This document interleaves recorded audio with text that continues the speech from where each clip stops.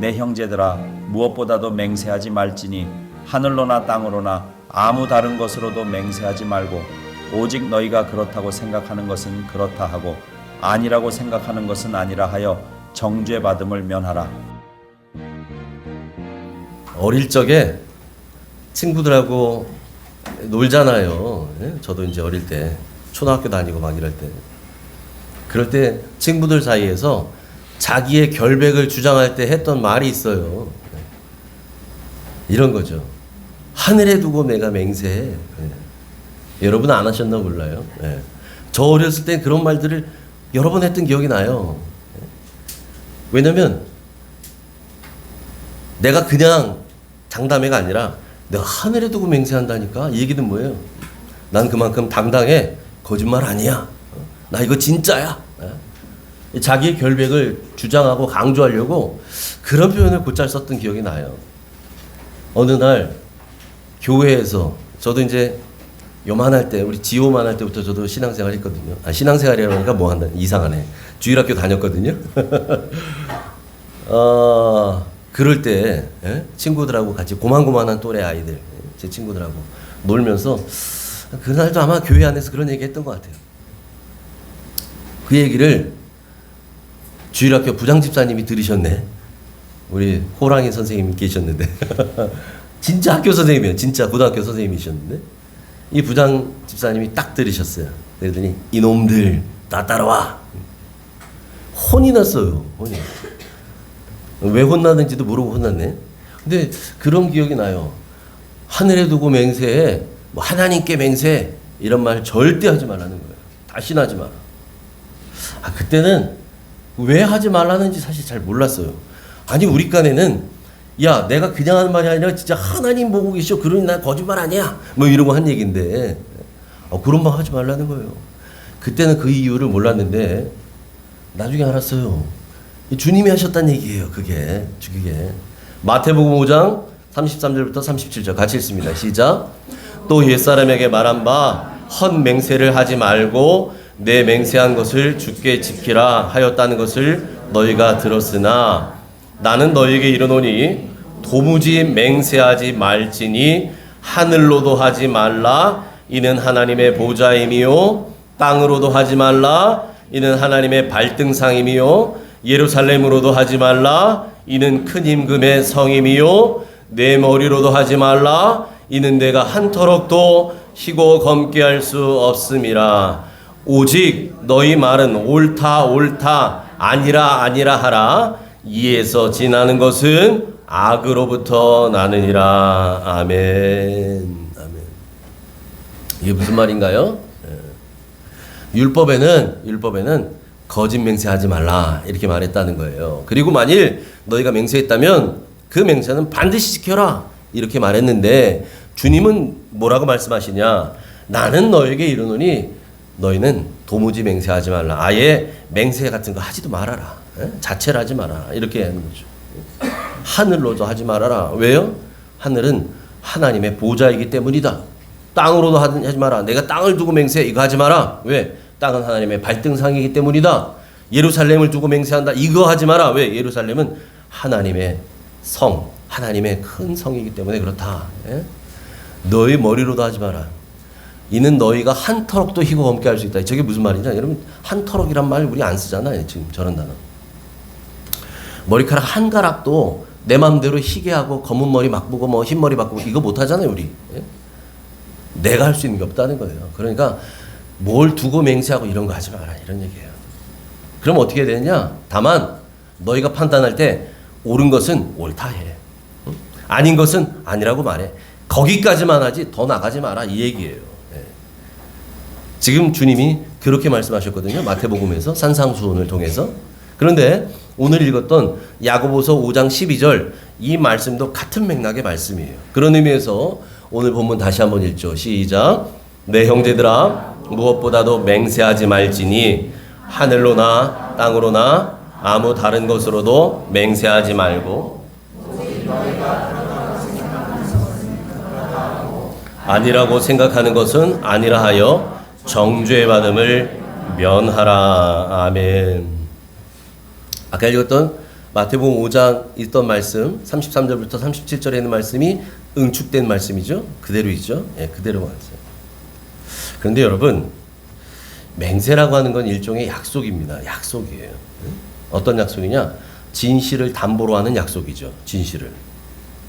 그래서 살다 보면 이 진실을 담보로 약속을 해야 되는 경우도 있을 수는 있어요. 예를 들면 이런 거예요. 대표적인 경우가 서원하는 거.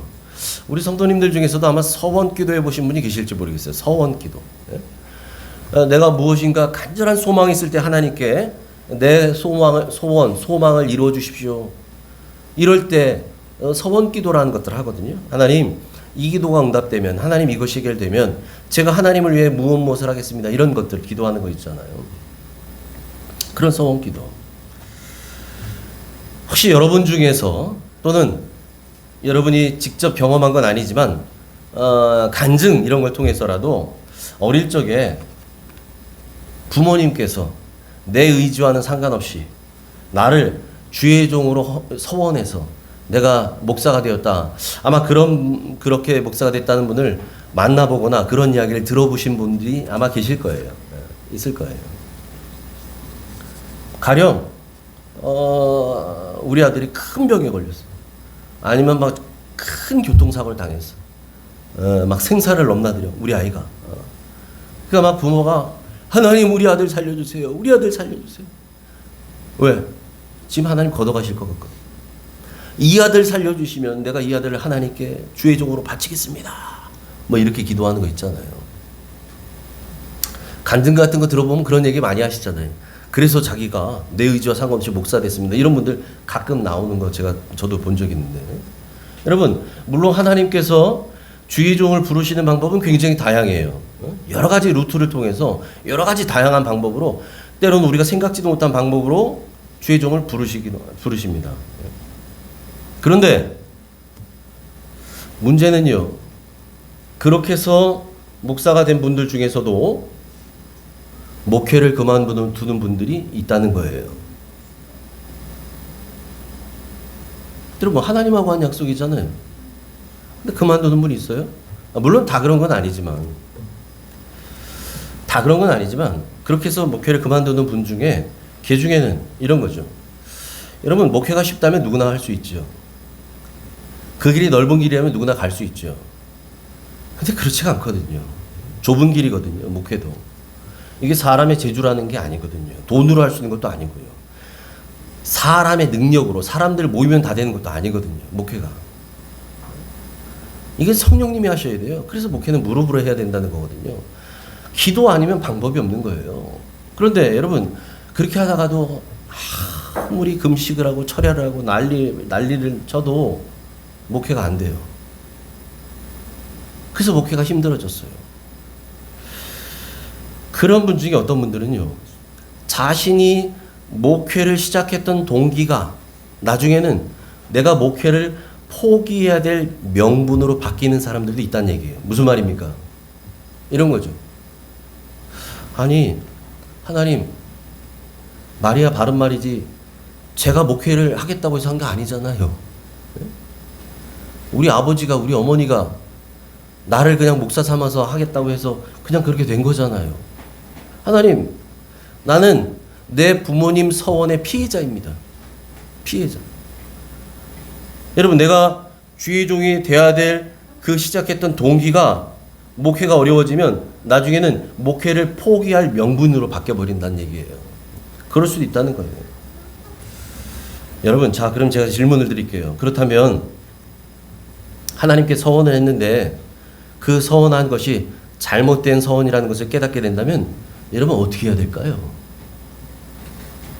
서원은 분명히 하나님께 하는 약속이에요. 하나님께 하는 약속은 사람에게 하는 게 아니에요. 하나님께 약속한 거예요. 하나님께 한 약속인데 그 서원을 지키지 못한다면, 못하게 될 때는 그럼 우리는 어떻게 해야 될까요?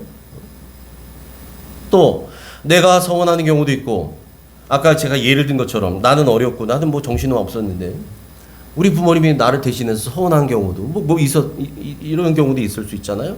이런 경우는 다를까요? 같을까요? 여러분, 오늘 맹세에 관한 이야기를 하면서 제가 서원에 관한 이야기로 내용을 조금 전개시켰어요.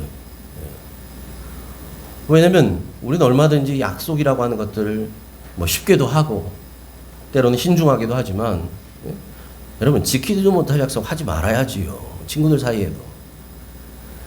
아, 언제 밥 먹어 이런 거 막 얘기 많이 하잖아요. 실제로는 밥 먹을 것도 아니면서 언제 한번 밥 먹어. 여러분 성경에요. 성경에 이 서원 한번 잘못했다가 돌이킬 수 없는 후회를 한 인물이 나와요. 누구냐면 사사기에 나오는 입다라는 사람이에요. 사사 입다. 입다는 그 아버지가 길르앗이라는 사람인데 이 아버지가 나가서 기생에게서 아들을 낳은 그 아들이 바로 입다예요. 그러니까 입다는 정씨를 통해 난 게 아니죠. 이게 서자. 엉뚱한 데 가서 엄한 짓 해서 아들 낳았어요. 그게 입다예요. 그러니까 여러분 생각해 보세요. 그렇게 해서 낳은 아들 데리고 들어왔는데 이 집안에는 아버지 길앗을 통해서 낳은 자식들이 있잖아요. 이 형제들이 서로 우애가 좋았을까요? 아니요. 애들도 알거든요. 애들도 알아요. 그러니까 여러분 입다는 어릴 때부터 다른 형제들의 구박을 받으며 성장했어요. 얼마나 괴롭혔는지 나중에는 집을 가출합니다. 집을 나가요. 그래서 성경에 보면 이들이 나가서 뭐 하느냐? 이 입다 주변에 이 불량배들이 함께 어우러져. 그들과 함께 어울려서 나중에는 불량배들의 두목, 요즘으로 말하면 조폭 두목돼요. 조폭 두목. 입다가 그런 사람이에요. 출신이 별로 안 좋았어요. 성장 과정도 안 좋았어요. 그러다 보니까 그렇게 우리가 요즘 말하면 비행 청소년, 삐뚤어 나간 아이 그렇게 되다가 나중에는 조폭 됐어요. 거기에 두목까지 됐어요. 그런 거죠. 그러던 중에 암몬 나라가 이스라엘을 쳐들어왔어요. 근데 이 암몬에서 군대를 이끌고 쳐들어왔는데 이스라엘에 그들을 상대할 만한 인물이 없네. 그러니까 장로들이 고민하다가 어떻게 하느냐? 그 입다를 찾아가요. 그래서 입다에게 요청합니다. 당신이 우리 군대의 장관이 되어 주시고 우리의 머리가 되어 달라. 우리가 다 따르겠다. 우리가 순종하겠다. 필요한 거 있으면 다 얘기하라. 지원해 주겠다. 그리고 우리를 위해서 싸워달라. 이렇게 요청합니다. 그래서 입다가 암몬과의 전쟁에 진두지휘를 합니다. 이제 병력을 다 이끌고 조폭 두목이었던 입다가 이제 군대 장관이 돼서 싸움터에 나가는 거죠. 그때 바로 그때 입다가 하나님께 서원 기도를 해요. 서원 기도. 그 이야기가 사사기에 나오는데 사사기 11장 30절부터 31절만 같이 읽죠. 시작. 그가 여호와께 서원하여 이르되 주께서 과연 암몬 자손을 내 손에 넘겨주시면 내가 암몬 자손에게서 평안히 돌아올 때에 누구든지 내 집 문에서 나와서 나를 영접하는 그는 여호와께 돌릴 것이니 내가 그를 번제물로 드리겠나이다 하니라. 무슨 말입니까? 하나님, 이제 전쟁터에 나갑니다. 이제 전투가 시작됩니다. 그런데 하나님께서 저들을 제 손에 넘겨두시면, 다시 말해서 하나님께서 암몬 자손과의 전쟁에서 승리케 해주시면 이제 제가 이기고 승전가를 부르며 다시 돌아올 때에 우리 집에서 누군가 제일 먼저 나와서 날 영접하는 자, 나를 맞아주는 사람이 있다면 내가 그 사람을 하나님께 번제물로 드리겠습니다. 이렇게 서원했다는 거예요. 여러분, 이게 말입니까? 이게 이 끔찍한 서원을 입다가 했어요. 입다가. 아마 입다 생각에는 그렇게 했을지 몰라요. 자기 집에 부리는 하인들 많으니까 하인들 중에 하나가 나와서 주인님 고생하셨습니다. 그럼 내가 그 놈을 번제물로 드리지. 아마 그렇게 생각했을지 몰라요. 여러분, 그리고 나서 실제로 입다가 전쟁터에 나갔는데 그 암몬 자손과 싸웠을 때 크게 승리합니다. 대승을 거둬요. 그리고 이제 승리의 기쁨을 안고 입다가 집으로 돌아와요. 돌아오는데 집에서 가장 먼저 나와서 자기를 영접한 사람이 누구냐? 바로 자기의 하나밖에 없는 외동딸이었어요. 하나밖에 없는 무남동녀 외동딸. 아들도 없어요. 딸 하나 있는데 그 외동딸이 나온 거예요. 이 딸이 나오면서 전쟁에서 이기고 돌아온 아빠를 축하하는 거예요. 기뻐하며 춤을 추며 아빠를 환영해요. 그것을 본 입다가 자기 옷을 찢습니다. 자기 옷을 찢으며 괴로워해요. 34절, 35절 같이 읽습니다. 시작. 입다가 미스바에 있는 자기 집에 이를 때에 보라, 그의 딸이 소고를 잡고 춤추며 나와서 영접하니 이는 그의 무남 동녀라. 입다가 이를 보고 자기 옷을 찢으며 이르되 어찌할꼬 내 딸이여, 너는 나를 참담하게 하는 자요, 너는 나를 괴롭게 하는 자 중에 하나로다. 내가 여호와를 향하여 입을 열었으니 능히 돌이키지 못하리로다 하니. 여러분, 전쟁에서 대승을 거두고 돌아오는 그 기쁨의 순간이었어요. 말할 수 없는, 정말 하늘을 나르는 것 같은, 구름 위를 걸어가고 있는 듯한 그런 기분으로 지금 집으로 돌아오고 있었어요, 입다가. 그런데 가장 기뻐해야 할 그 순간이 입다에게는 가장 비극적인 순간으로 바뀌어버린 거예요.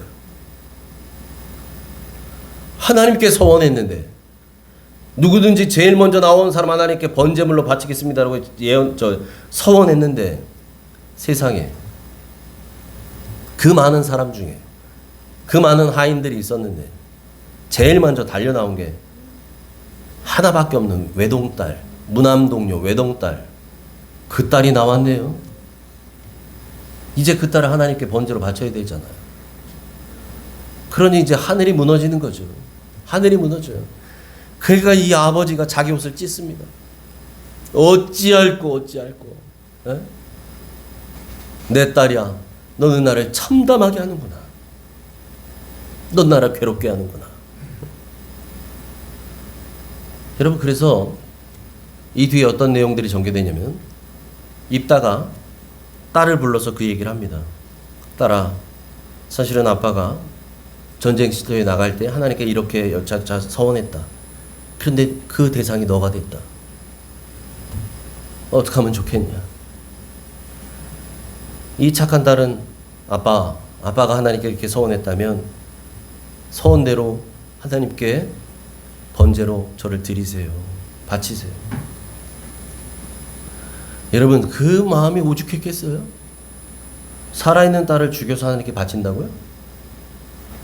그래서 입다가 어떻게 하느냐? 이 딸에게 2달간 시간을 줍니다. 2달간. 얼마 살지도 못했던 딸. 이 꽃다운 나이의 딸. 내가 2달을 너에게 시간을 주마. 너 친구들하고 이제 산에 가서 2달간 인생을 이제 마무리해야 되잖아요. 마무리할 시간을 줘요. 그리고 나서 그 딸을 서원대로 하나님께 바쳤다 라는 얘기가 사사기의 기록이에요. 여러분, 제가 여러분에게 묻겠습니다.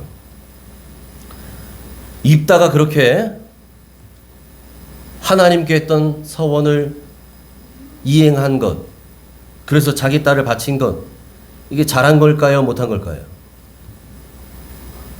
이게 잘한 거예요? 자, 그렇다면 대답하기 어렵구나. 그렇다면 입다가 하나님께 했던 그 서원이요, 예? 누구든지 제일 먼저 나오는 사람 내 하나님께 번제물로 바치겠습니다. 이 서원이 하나님이 원하시는 것이었을까요? 하나님 원하시는 서원이었나요? 아닙니다. 하나님이 그러신 분이에요? 하나님이 사람 바치라고 하셨어요?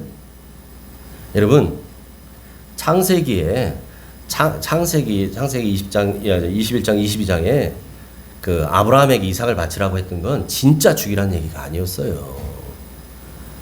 그의 믿음을 보시겠다는 거였어요. 그의 순종을 보시겠다는 거였다고요. 사람을 신에게 바치는 건, 여러분, 이거 인신제사라 그러거든요. 사람을 죽여서. 이거는 이 당시 가나안 이방 민족들이 자기들이 섬기는 신에게 했던 거예요. 그래서 몰렉을 섬기는 이방 민족들은 몰렉 앞에 바친다고 자기의 자녀를 불 가운데 지나가게 해요. 타 죽게 하는 거예요. 그렇게 해서 나에게 가장 소중한 거, 나에게 있어서 내가 가져온 가장 소중한 것을 내가 신께 드립니다. 이런 거예요. 예? 이렇게 해서 자기의 자녀들을 막 죽이고 태우고 뭐 이렇게 해서 막 제사를 했다고요. 이방신들에게 제사할 때는. 여러분, 그런데 하나님은요, 그런 인신 제사를 증오한다고 하셔요. 증오한다. 그래서 그렇게 제사하는 자들을 다 죽이라고 하셔요. 하나님 그거 원하지 않으시거든요. 그러니까 무슨 말이냐? 입다가 하나님께 그렇게 해서 사람 바치겠습니다 했던 이 서원이요, 이 서원 처음부터 잘못된 서원이었다는 얘기예요. 이 서원은. 여러분, 이 잘못된 서원인데도 불구하고 입다가 어리석게도 끝까지 그래 내가 하나님께 보세요. 35절에 뭐라 그래요? 내가 여호와를 향하여 입을 열었으니 능히 돌이키지 못하리로다. 내가 하나님께 서원했으니 반드시 지켜야 된다. 이게 나에게 해가 될지라도. 그러니 딸아 넌 죽어야겠다. 그렇게 하나님께 딸을 바친 입다를 하나님이 기뻐하셨을까요?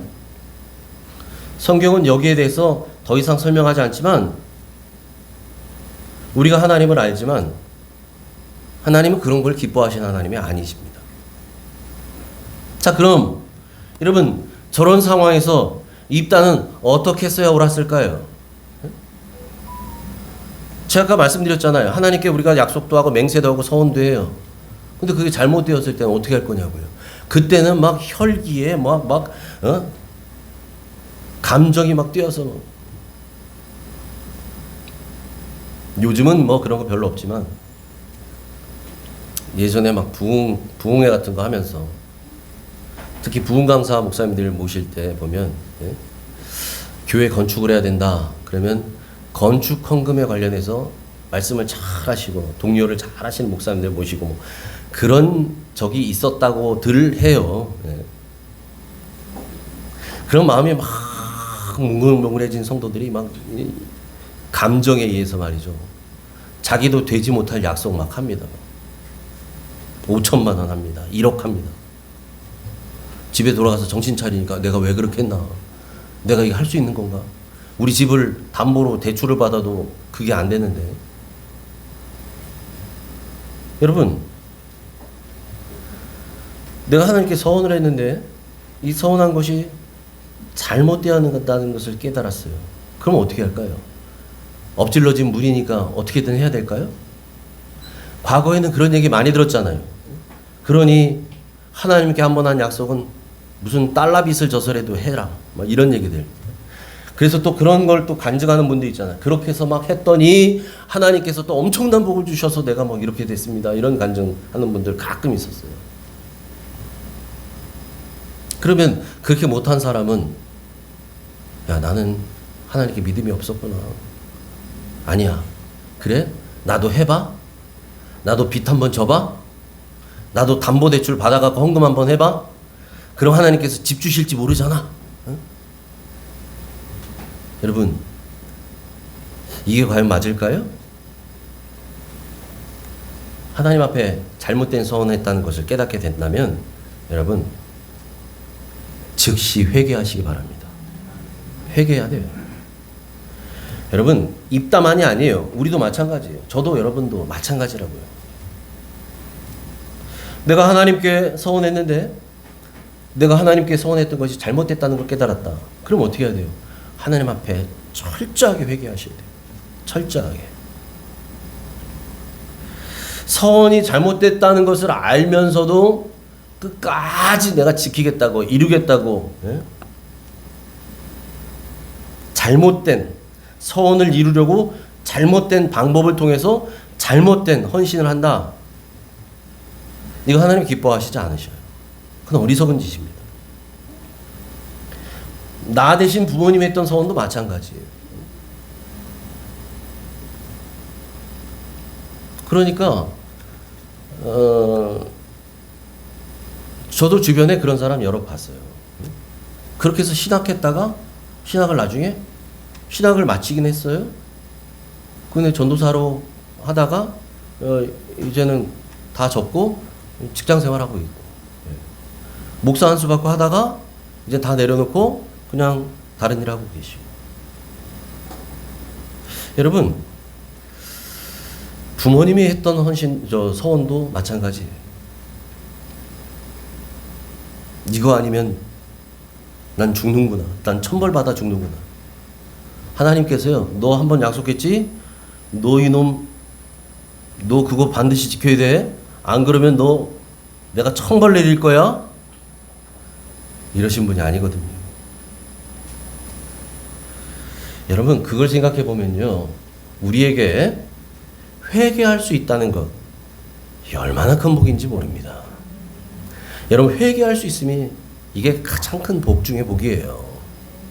여러분, 회개할 일이 있으면 지체하지 말고 회개하세요. 그런데 립 서비스 하듯이 하나님 내 잘못했어요 이러고만 마는 게 아니라 철저하게 회개해야 돼요. 회개 합당한 열매를 맺으셔야 돼요. 예? 회개 합당한 열매를 맺으라 그래요. 그렇지 않으면 나무 밑둥에 놓여있는 도끼가 그 나무를 찍을 것이다 라고 주님 말씀하시잖아요. 여러분, 하나님 앞에 회개할 일이 있다면 미루지 마세요. 회개할 수 있음이 복입니다. 자, 그렇다면 여러분, 오늘 성경 본문에서 그리고 마태복음 5장에서도 마찬가지지만 그 무엇으로도 맹세하지 말라라고 주님 말씀하시고 오늘 야고보서에서도 그렇게 말하고 있는데요. 5장 12절에. 그럼 도대체 무엇으로도 맹세하지 말라고 하신 그 말씀의 진의, 진짜 뜻은 뭘까요, 도대체? 뭘까요? 그것은 여러분, 우리에게 맹세하지 않아도 되는 삶을 살라는 말이에요. 맹세하지 않아도 되는 삶을 살아라, 이 얘기예요. 제가 아까 모두에 말씀드렸죠. 사람들이 왜 맹세한다고요? 제가 어렸을 때 예를 들어서 말씀드렸잖아요. 왜 맹세해요? 사람들이? 왜 뭐 하늘을 둘러대고 뭐 땅을 둘러대고 뭘 걸고 맹세하고 왜 이런 걸 하냐고요, 사람들이. 자기의 진실을 입증하기 위해서예요. 나 거짓말 아니야 지금. 나 진짜라고 이게. 그러니까 막 맹세해요. 여러분, 그래서 저기 뭡니까, 요즘 뭐 청문회도 하고 뭐도 하고 막 하는데, 그런데 보면 재판장 갔을 때 증인 선서하잖아요. 증인 선서. 그것도 일종의 맹세거든요. 요즘은 뭐 우리 그렇게 안 하죠. 미국에서는 그런 거 할 때 어떻게 성경에다 손 올리고 이렇게 맹세하거든요. 맹세. 성경에 손을 올리고 맹세한다고요. 선서할 때. 내 양심에 비추어서 하나의 거짓됨 없이 내가 진실만을 말하겠다. 뭐 이런 거잖아요. 만약 이것이 거짓으로 밝혀지면 난 어떠한 벌도 달게 받겠다. 뭐 이런 걸 선서하는 거잖아요. 여러분, 그러니까 내가 말하는 게 지금 진실이다. 나는 요만큼도 거짓이 없다. 이거를 입증하려고 사람들이 맹세를 한다고, 맹세. 왜요? 사람들이 안 믿어주니까. 잘 안 믿어주니까 그렇게 해서라도 나는 진실이라는 것을 입증하고 싶고 주장하고 싶고 밝히고 싶은 거예요. 여러분, 요즘 우리 기독교인이라고 하는 건, 저 교회 다닙니다. 저 예수 믿습니다. 우리 크리스찬이라고 하는 이 신분이 더 이상 세상에서는 신뢰를 받지 못하는 세상이 되어버렸잖아요.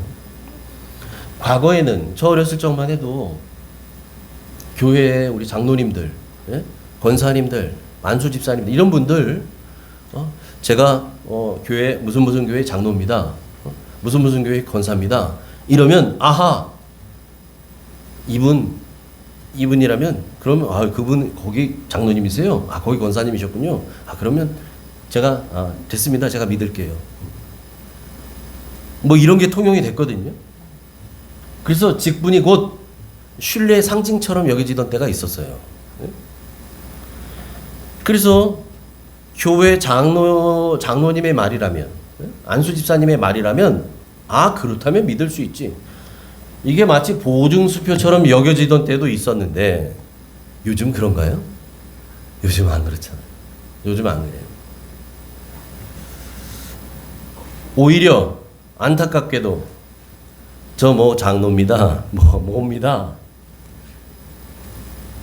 이러면 색안경을 끼고 이것도 장로라는 타이틀 갖고 사기치려는 거 아니야 이거? 여러분, 더 믿지 못하는 시대가 되어버렸다는 거예요. 안타깝게도. 여러분 1919년 김인현 그날 무엇이 있었어요? 그 해에 3월 1일 조선의 독립을 외치는 그 운동이 있기 전에 뭐가 있었느냐? 독립선언서를 작성합니다. 누가요? 민족의 대표 33인이 모여서 우리나라가 이제 일본으로부터 일제로부터 독립국이다 라고 하는 것들을 이제 대외만방에 선언하는 독립선언서를 작성하고 거기에 서명을 해요. 민족을 대표하는 사람들이 33명이 모여서. 그런데 여러분 그 33명의 사람들 중에 절반 가까운 16명이 기독교인이었어요.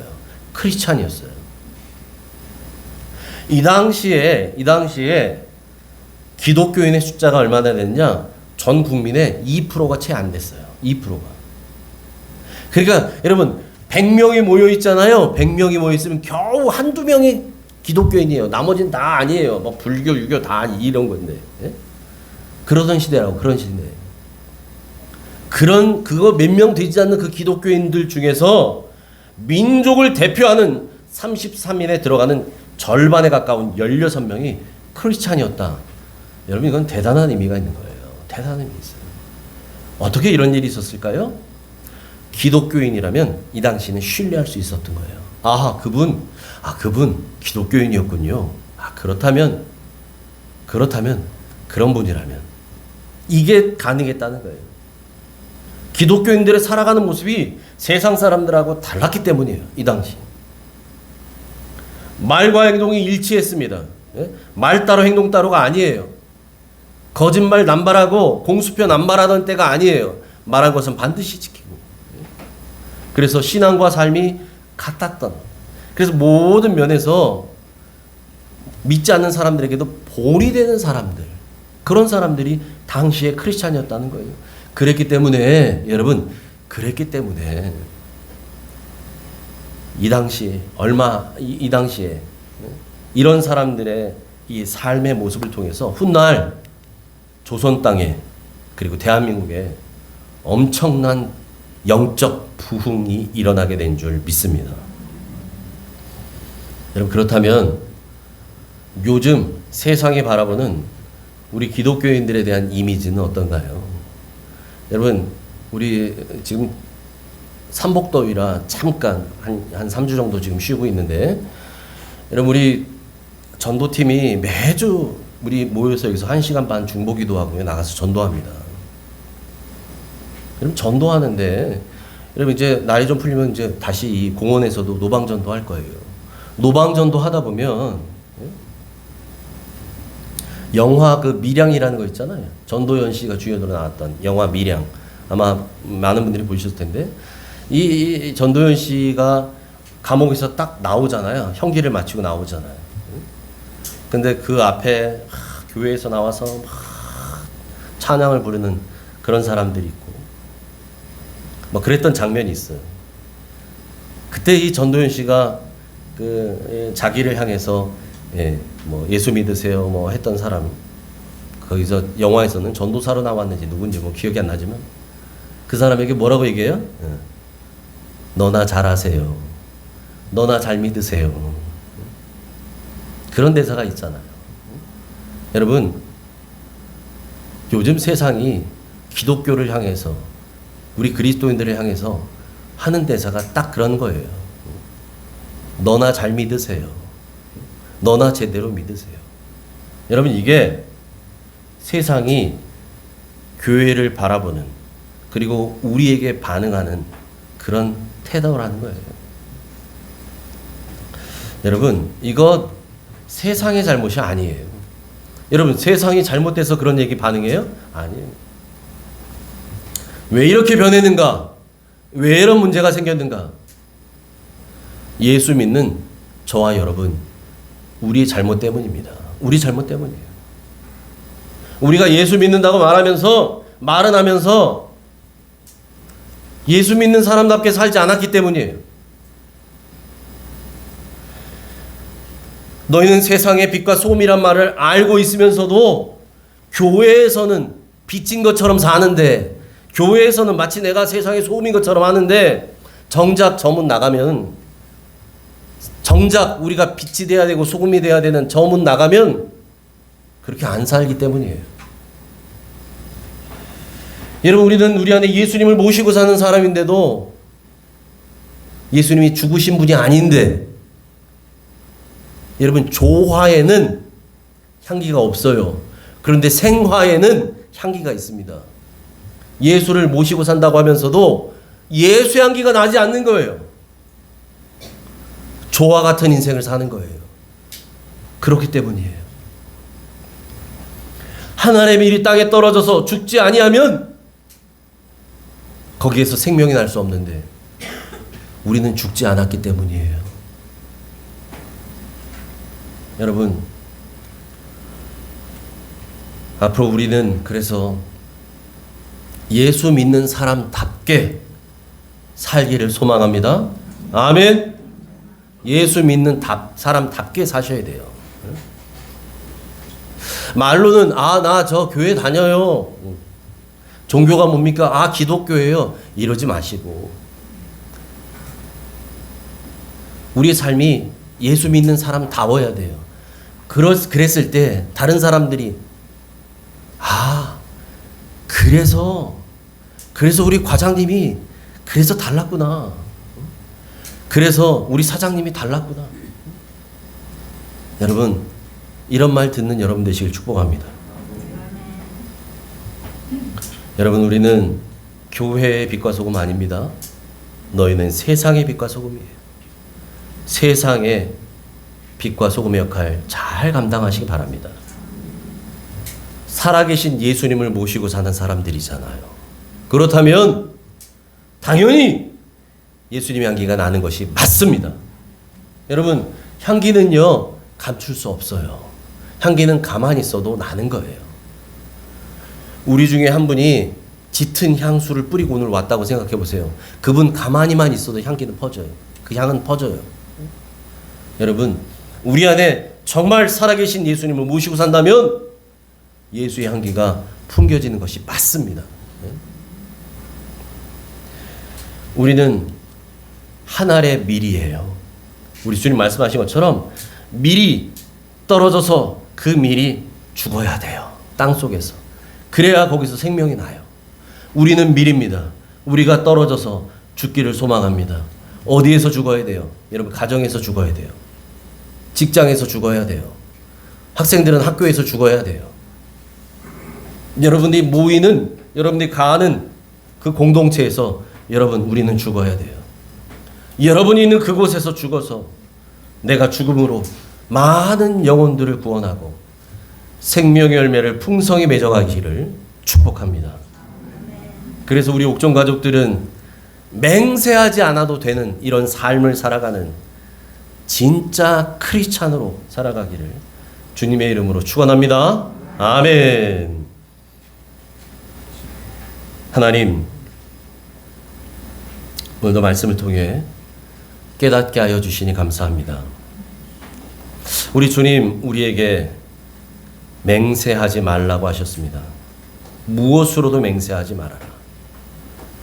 옳다고 여기면 옳다 하고 아니라고 여긴다면 아니라고 하지. 이에서 더 나가지 말라고 하셨습니다. 그것은 다 악하다고 했습니다. 주님, 그런데도 여전히 믿지 못하는 세상이다 보니 우리는 나의 결백을 증명하고 입증하려고 맹세 주장하지 않습니까? 주님, 바라기는 맹세하지 않아도 되는 삶을 살아가는 우리의 모습을 통해 더 이상 맹세하지 않아도 되는 세상 되게 하여 주옵소서.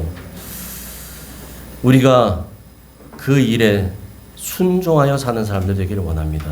그러기에 하나님, 우리는 정말 예수 믿는다고 말로만 떠드는 사람들이 아니라 우리의 삶이, 생활이, 모습이 예수님처럼 살게 하여 주옵소서.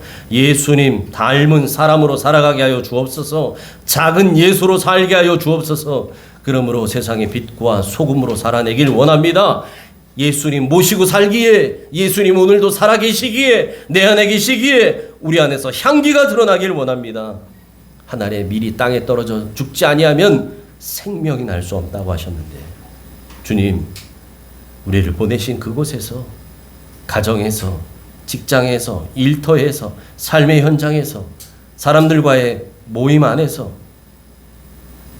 나는 죽고 예수로 사는 우리가 되게 하여 주셔서 많은 영혼 구원하고 풍성한 생명의 열매를 맺어가는 옥정의 모든 가족 되게 하여 주시옵소서. 예수님 이름으로 간절히 기도합나이다. 아멘.